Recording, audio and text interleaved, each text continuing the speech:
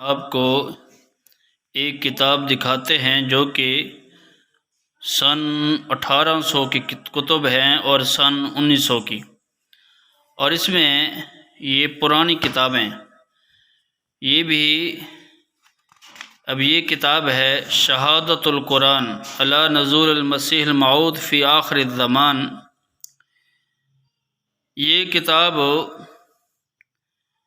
9 آنے کی ہے، قیمت اس کی ہے 9 آنے، اور یہ مرزا غلام محمد قادیانی جو کہ منشی غلام قادر صاحب تھے، یہ ان کی کتابیں ہیں، ان کا آپ کو تعارف کروا رہے ہیں۔ یہ 9 آنے کی کتاب ہے، دیکھ لیں اس کی ریٹنگ دیکھیں۔ یہ جو ہے یہ کتاب دراصل اس عنوان کے تحت ہے کہ عیسیٰ علیہ السلام کا نزول، کیونکہ مرزا غلام محمد قادیانی آیا ہے تو اس کا مقصد تھا کہ وہ یہاں آیا ہے اور اس کا نزول ہو چکا ہے، قرآن کی شہادت ہے اس پر۔ تو یہ شہادت القرآن جو ہے یہ وہی کتاب ہے، پرانی کتاب آپ کو دکھائی جا رہی ہے۔ اب دیکھیں انہوں نے لکھا ہے کہ اس گورنمنٹ سے جہاد کرنا درست ہے یا نہیں۔ سو یاد رہے کہ یہ سوال ان کا نہایت حماقت کا ہی ہے، کیونکہ جس کے احسانات کا شکر کرنا عین فرض اور واجب ہے اس سے جہاد کیسا؟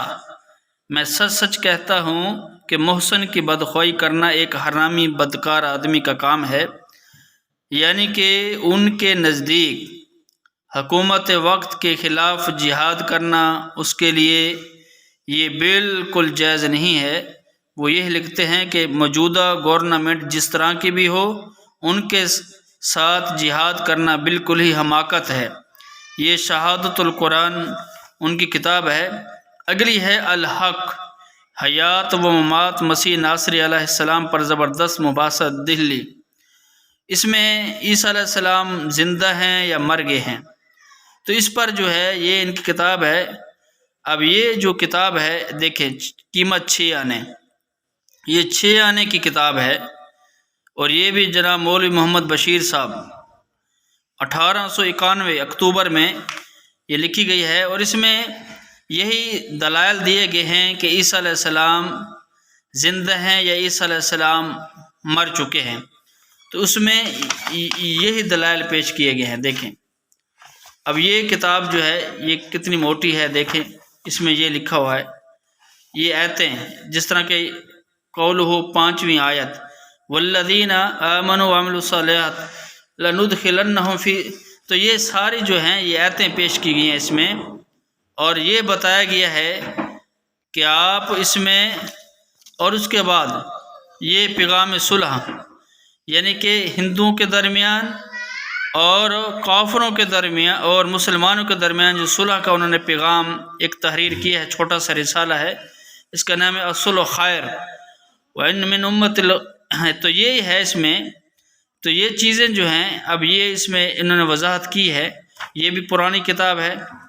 اب اس کی قیمت جو ہے صرف 2 یعنی کہ 2 آنے کی ہے، صرف 2 آنے کی کتاب ہے، اور یہ چھپی ہے 1908 میں۔